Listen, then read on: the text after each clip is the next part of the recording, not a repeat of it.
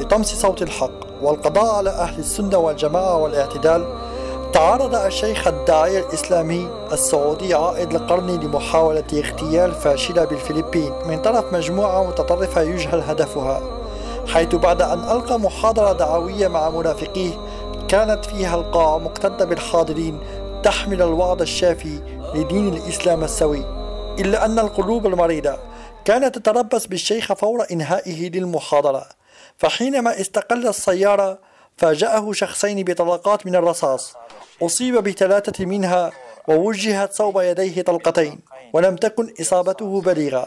أما عن مرتكبي الاعتداء تم قتل أحدهم وإلقاء القبض عن الآخر.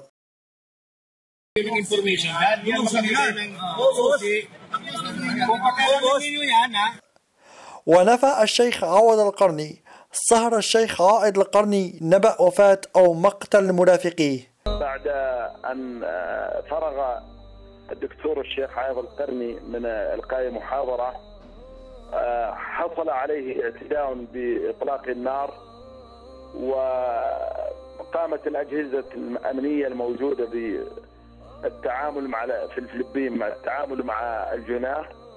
قتل أحدهما والآخر القبض عليه، وتعرض الشيخ لجرح طفيف جدا في كفه، وأيضا أحد مرافقيه حصل له جرح يسير في رجله، وهم الحمد لله بسلامة وعافية.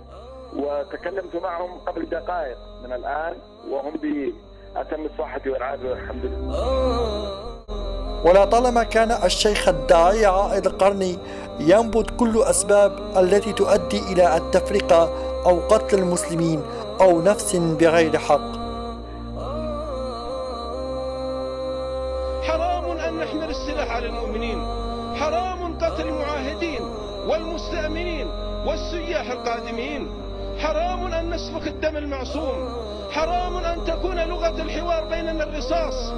تعالوا إلى الحجة، تعالوا إلى الجدل بالتي أحسن، تعالوا إلى مائدة البرهان، تعالوا إلى الحوار، تعالوا إلى منطق العقل.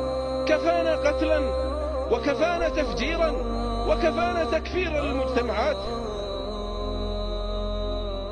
فيا شيخ افرح بما ابتليت مبتهجا، إن كانت سفريتك لله سبيلا، فكيف نواسي واعظا قرأنا من كتابه لا تحزن.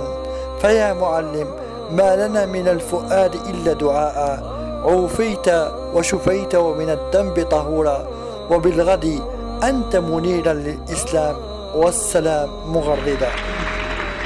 أنا قرأت كلمة لابن تيمية يقول: كل في نفسه النمرود بن كنعان، منهم من يظهر ومنهم من يخفي إلا من رحم ربك. أتيت بعصر غير عصري وإنني غريب في عصر مفلس وزماني، ولو كنت في عصر سوى ذا رأيتني على كوكب الجوزاء خط مكاني. الله تكبير.